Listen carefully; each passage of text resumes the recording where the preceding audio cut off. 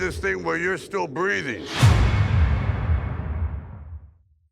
All right, let's get started. What's up, Josh? My name is Nigel Chambers. I am from Big Gold Belt Media. Very excited to talk about your new project today, Armor, which is going to be in theaters, on demand, and digital November 22nd. How you feeling today, friend? Good man, how you doing? I'm good. I'm good. Man, this as far as all the action, I enjoyed it, but like, man, there's so much layer within like trauma and grieving and like Yes. forgiveness. So just for you, and I think having these type of stories are always very important because there's a measure of folks to connect in different assets. I mean, listen, an action film with Sylvester Stallone, who's going to say no to that? But then when you take a character like Casey, who I think a lot of us as kids of time has been in one way, shape, or form at heads with our parents and understanding how to forgive, or do we forgive? Do we have to forgive? Things you kind of learn in therapy, all these sorts of different things. So I'm just wondering for you embarking on a journey with this character, Casey, how exciting was it for you? And what did you learn about yourself during it? Mm. Yeah, no, it was awesome. I think there's always a piece of me in every character that I play. I kind of have to do that to be able to play a character. I think you have to have a certain level of empathy and understanding. Yeah. So that was great because he really is just he's just a good kid trying to. Well, I say kid. He's about to have a kid. So he's pretty much an adult. Still trying to figure everything out, and then Yeah. at the same time trying to deal with this kind of strayed distance between him and his dad. Yeah. Was really fulfilling, and for me, what I learned playing the character is what I hope people take away from the movie, which is that no relationship is beyond repair, and there's a lot of divisiveness in the world for one reason or another, and I think it can especially be a big bridge and gap generationally. And I think it's important to try and do everything we can to bridge those gaps and maintain and nurture those relationships with the people we love. Yeah, beautifully said, sir. I absolutely and full wholeheartedly agree. And again, for everything that this film represents in action, there's so much humanity within these characters, and a lot of it has to work with the connection between yourself and Jason, this father-son dynamic, because the film kind of streamlines a lot of the different conversations that I'm sure we as the audience wish we could have been a part of, but we understand where they're at right now, which is a testament to the two of you acting, because we feel this organic relationship between the two of you. Besides us being professionals and great actors, was there any other tools or any other sort of bonding moments that you all had to really bring that to life? Oh, it's interesting because we really didn't have a ton of prep time before, so we kind of went into it blind.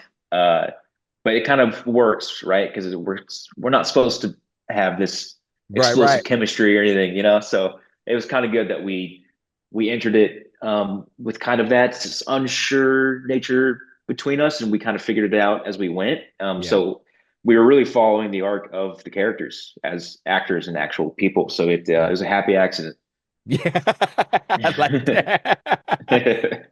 All right, so to get really into the weaves of this here now the one of the questions I really struggled with Casey was there ever truly a point throughout this journey that he forgave his dad? And I think again, kind of thinking about things I've learned in my life, things I've learned through therapy, is that really one important thing that's caused a lot of generational trauma is sometimes our parents lied to us to protect us, and sometimes our parents didn't value what we felt and what we thought in their way of protecting us.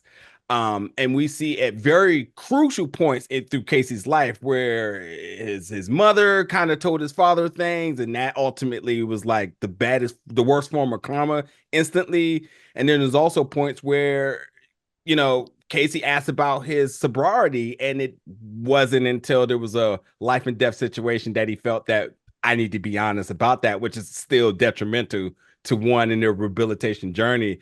So I wonder, was there truly ever a point that Casey sat back and actually forgave his dad? Yeah, I mean, first of all, that was all very well said. But yeah, I mean, this whole movie is really it's two people that can just aren't saying what they need to say. to each other, you know? At the end of the day, that's just what it is. And I think that's the root of so much, you know, especially family conflicts, just people just not being able to sit down and just say what you need to say. And that's what, you know, it takes being robbed and almost killed by Sylvester Stallone to do it. So I think sometimes it does take just two people being willing to do that. And I do think, you know, I do think Casey forgives him. I mean, I do. Obviously it's weird as an actor to talk about your interpretation of things and also letting the audience interpret it and decide it for themselves. But for me, yeah, I think there's been years of both these people being able to think about this. And, you know, I think Casey at the end of the day just wants to rekindle a relationship with his dad. And I think he's more than willing to forgive him to do that. I'll tell you what's funny.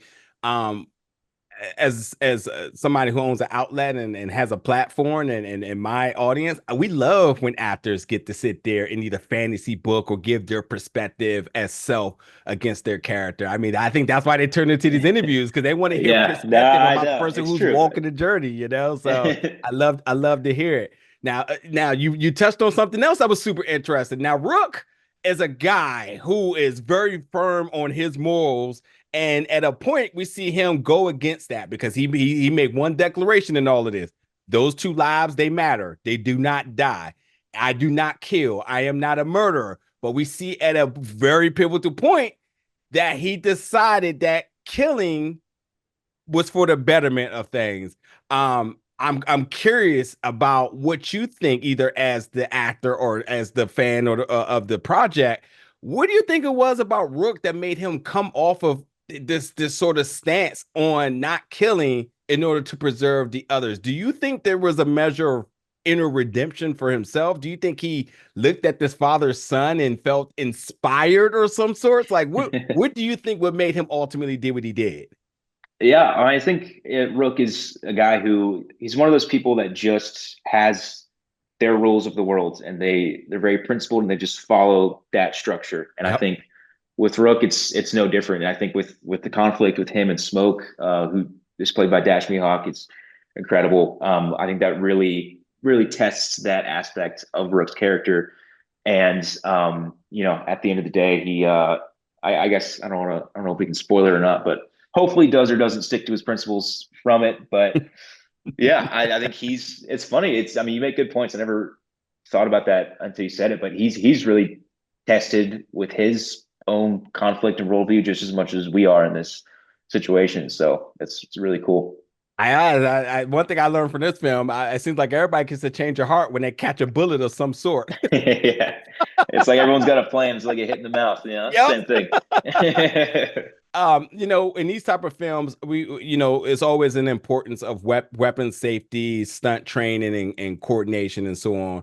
I want to know for you, because you being wounded pretty early in this film and having to carry that throughout the film. I mean, that's part of the drama here. It's like we got to save Casey by any means necessary. Him even going out on his own, kind of trying to devise a plan from under his dad, which is.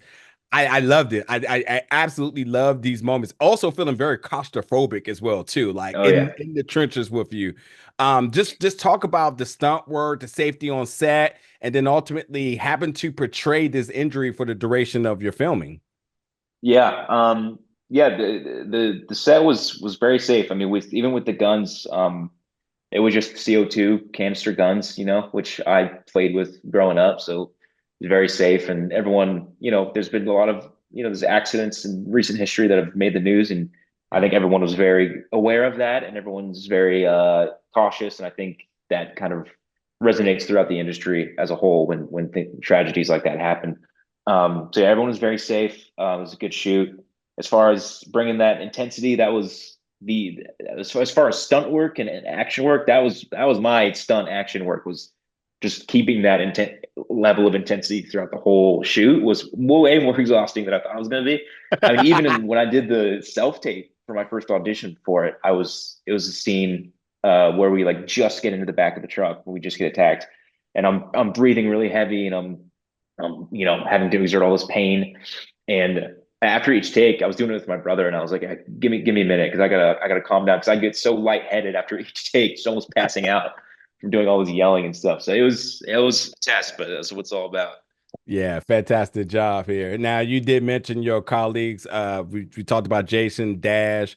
But for our last question here, having Sylvester Stallone on set isn't just a measure of star power, but there's a walking dictionary or Bible of knowledge. And as he has produced films and done some directing, I mean, this guy's done it all. He's a true legend. He's the GOAT when it comes down to this genre, and definitely within everybody's top 10 in terms of this actors, period. Just for you, I'm wondering, was there any moments you was able to pick some knowledge off of him? Any behind the scene moments that you kind of cherish or held close? Talk to me about working with Sly. Man, I mean, as far as working with him, there's really only one scene where we were all together with me, him, and Jason, and it's a scene at the end. And yeah, just definitely, I've worked with big names, but Stallone he transcends being a big name actor. He's kind of just like this icon. So meeting him was definitely very different.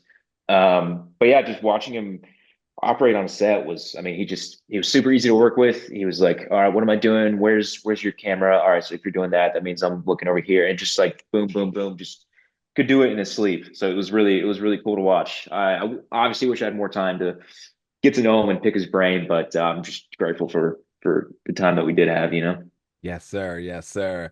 Well, Josh, it's been a complete pleasure to talk to you today.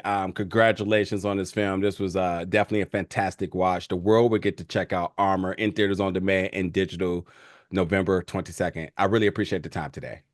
Thank you, man. You too. Really good questions too. That was fun. I appreciate that. Thank you so much.